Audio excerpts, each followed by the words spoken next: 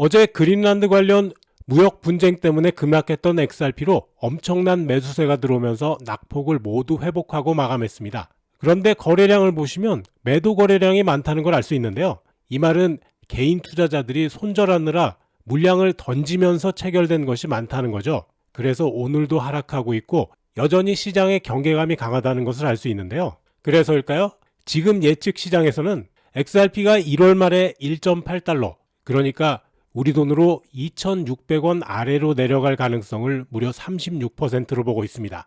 XRP가 정말 이렇게 내려가게 될까요? 데이터를 보면 무작정 XRP가 하락할 거라고만 생각하지는 않으실 것 같습니다. 먼저 이번 사태를 간단히 짚어봐야겠습니다. 미국이 덴마크령인 그린란드를 공식적으로 사겠다고 제안했고요. 그 직후 트럼프 대통령은 덴마크를 포함한 8개 유럽 국가에 10% 관세를 부과하면서 오는 6월에는 이 관세를 25%까지 인상하겠다고 예고했습니다. 알래스카 메이빈이 버진 아일랜드 거래니 하는 19세기식 식민 통치 논리를 2026년에 다시 꺼내든 셈인데요. 그런데 저는 트럼프 본인도 그린란드를 실제로 살 수 있다고 믿지는 않을 거라고 봅니다. 이건 그가 협상에서 자주 쓰는 수법이죠. 처음엔 터무니없는 요구를 던져서 판을 크게 흔들고요. 실제로 원하는 실리를 조용히 하나씩 챙겨가는 방식이에요. 그린란드에는 미국의 툴레 기지가 있는데요. 이곳에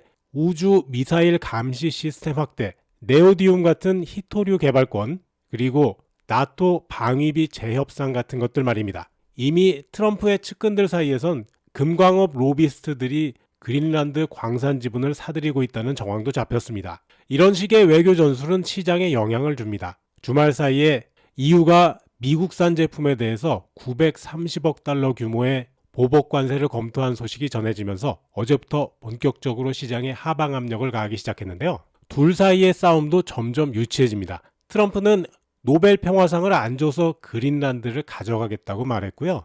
덴마크는 개썰매 경주 오지 마라고 했네요. 하지만 이럴 때일수록 본질을 놓치지 않아야 합니다. 지정학적 리스크가 불씨 역할을 한 건 맞지만 핵심은 따로 있어요. 지나치게 높은 레버리지를 안고 있던 단기 매수세가 무너지면서 낙폭이 더 확대되는 기술적 하락이 그것입니다. 프랑스 외무장관이 힘이 곧 정의라는 19세기 논리가 돌아왔다고 경고한 것도 이런 맥락에서 나온 말이겠죠. 하지만 실제로는 트럼프식 협상법이 실리를 챙기는 과정일 뿐입니다. 지금처럼 강하게 나오는 외교 전략은 협상에서 유리한 고지를 점하기 위한 수단이지 전면적인 충돌을 전제로 하는 건 아니에요. 이러다가 분위기가 바뀌면 언제 그랬냐는 듯이 시장이 다시 오르게 되는 겁니다. 자, 이런 와중에도 제도권 자금은 조용히 움직이고 있습니다. 어제 코인쉐어스가 발표한 보고서를 보면 지난주 XRP에는 6,950만 달러가 유입됐고요. 한 달 기준으로는 1억 810만 달러에 달합니다. 비트코인, 이더리움에 이어서 세 번째 큰 유입이죠. 더 눈여겨봐야 할 건 멀티에셋 펀드에서 월간 기준으로 3,210만 달러가 빠져나간 반면 XRP나 솔라나 그리고 수이 같은 특정 알트코인에는 강력한 유입이 이어지고 있다는 점입니다. 이건 기관 자금의 전략이 포트폴리오 다변화에서 선별적인 집중으로 바뀌고 있다는 뜻입니다. 특히 XRP ETF는 2025년 11월 출시 이후 45일 연속으로 자금이 들어오고 있고요.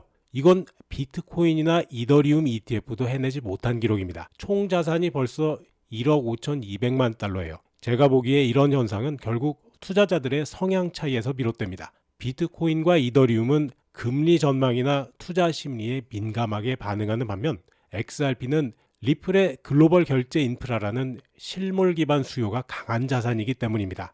이어지는 얘기가 더 중요한데요. 이 시간 XRP 추세부터 확인하고 전해드리겠습니다.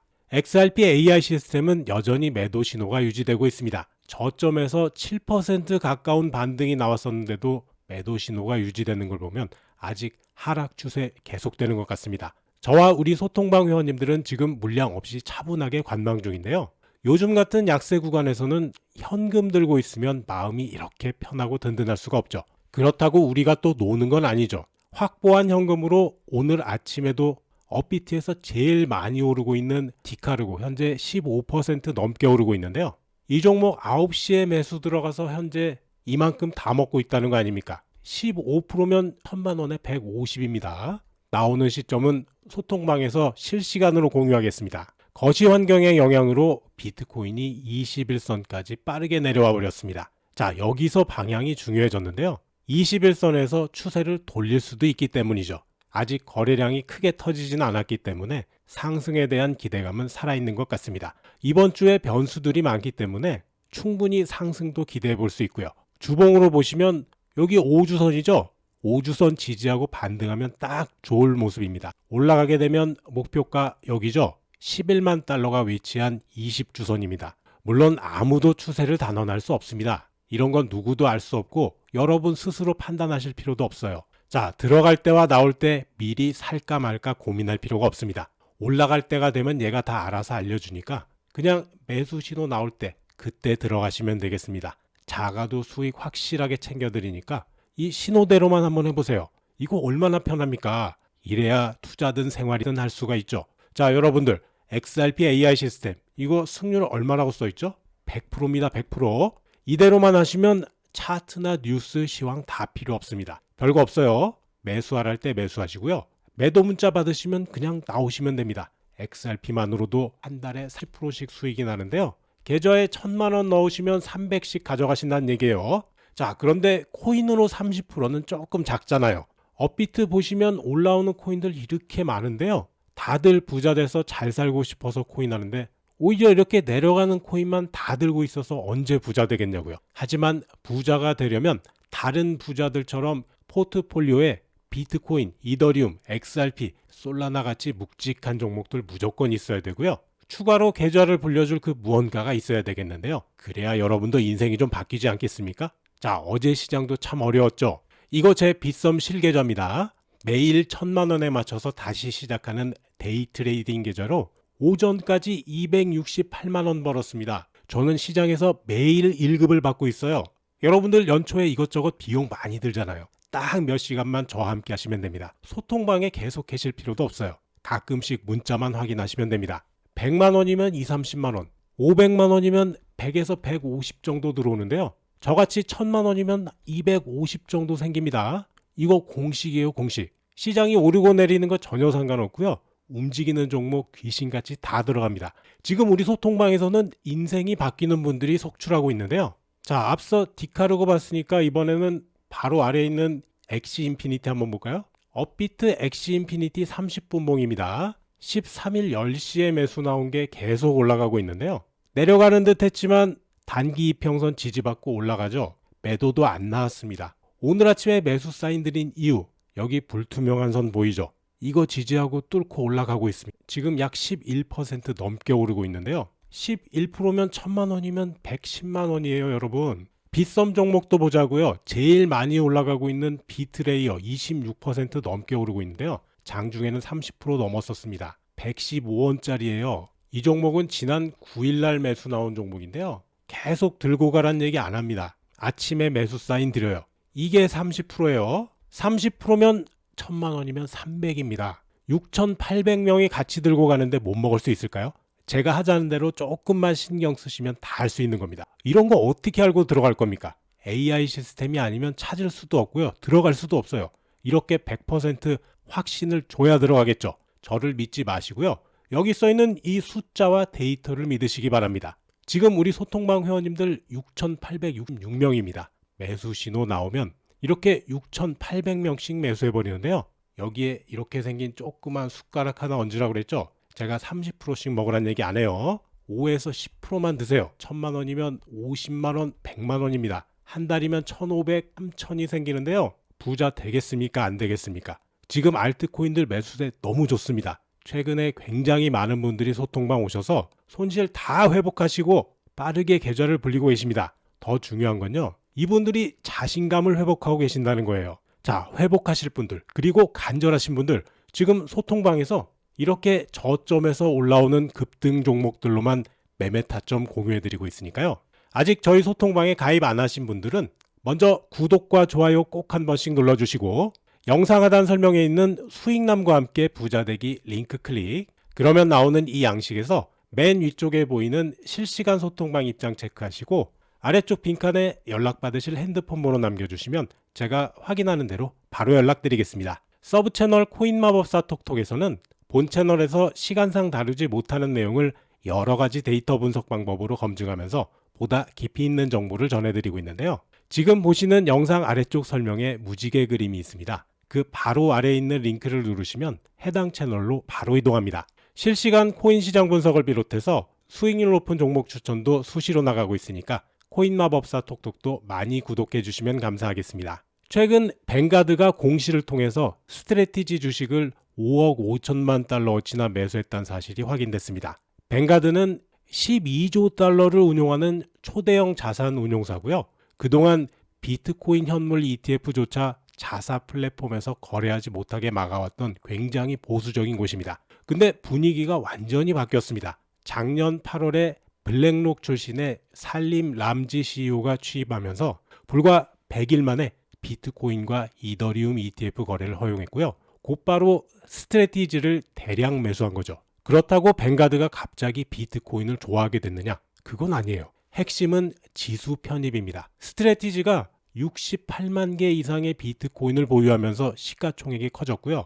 결국 미드캡, 그러니까 중형주 지수에 편입됐습니다. 지수를 추종하는 펀드 입장에서는 이건 선택이 아니라 규칙입니다. 편입된 비중만큼은 반드시 사야 하는 프로그램 매수가 발동되거든요. 결과적으로 뱅가드는 사지 않을 수 없는 상황에 놓인 겁니다.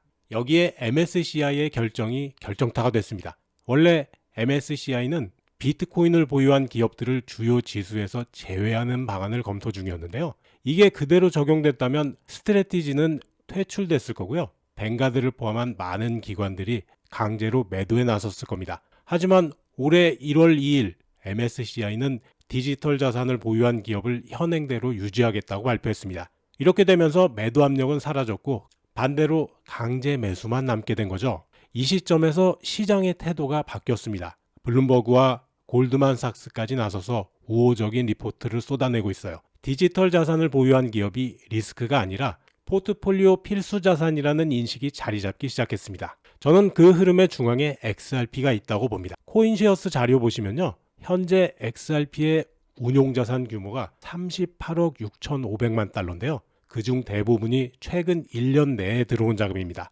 즉 아직 이 자산은 초기 국면에 있고 본격적인 자금 유입은 이제 시작이란 얘기죠. 규제적으로도 명확한 구조와 수탁 체계를 바탕으로 그동안 직접 보유를 꺼리던 기관 자금이 ETF를 통해서 들어오고 있는 겁니다. 그리고 이 구조는 스트래티지와 비슷하게 작동할 수 있습니다. 비트코인을 더 많이 보유할수록 시총이 커지고 지수 편입으로 이어지면서 더 많은 자금이 자동으로 유입되는 구조처럼 XRP도 가격이 오르고 ETF 규모가 커지고 다시 기관 자금이 따라붙는 순환이 만들어진다는 얘기죠. 어제 같은 급락을 보면서 당황하셨을 수도 있지만 큰 그림은 이미 그려졌습니다. 뱅가드는 매수에 나섰고 MSCI는 퇴출 리스크를 제거했어요. 그리고 XRP는 지금 이 구조의 중심에서 자금을 끌어들이고 있습니다. 그린란드 사태에서 촉발된 긴장도 결국 협상용 카드일 뿐 이런 구조적인 변화의 흐름을 꺾지는 못할 것으로 보입니다. 결국 중요한 건 뭡니까? 유동성 촉발이 실제로 언제 시작되느냐? 그 시기가 문제라고 생각합니다. 녹화된 영상이다 보니까 실시간으로 알려드리기는 어려운 부분이 있습니다. 테마 종목이 궁금하시거나 갖고 계신 종목들 언제 어떻게 대응해야 할지 잘 모르시겠다면 제가 거의 소통방에 연결돼 있으니까요. 들어오셔서 1대1로 물어보시면 되겠습니다. 영상 준비하고 녹음하는 시간 아니라면 웬만하면 답변 드립니다. 자, 영상 중에 말씀드린 엑시 인피니티 상승세 아주 좋고요. 1등으로 올라가려고 하는데요. 자, 디카르고나 엑시 인피니티 또 다른 매수 종목들 소통방에서 나오는 시점 실시간으로 공유하도록 하겠습니다. 아직 저희 소통방에 가입 안 하신 분들은 영상 하단에 수익남과 함께 부자되기 링크가 있습니다. 링크 누르면 나오는 이 양식에서 맨 위쪽에 보이는 실시간 소통방 입장 체크하시고 아래쪽 빈칸에 연락받으실 핸드폰 번호 남겨주시면 제가 확인하는 대로 바로 연락드리겠습니다. 오늘 영상은 여기까지입니다. 시청해주셔서 감사하고요. 제 영상이 도움되셨다면 구독, 좋아요, 영상 알림 설정 꾹 눌러주세요. 여러분과 평생 함께 하겠습니다.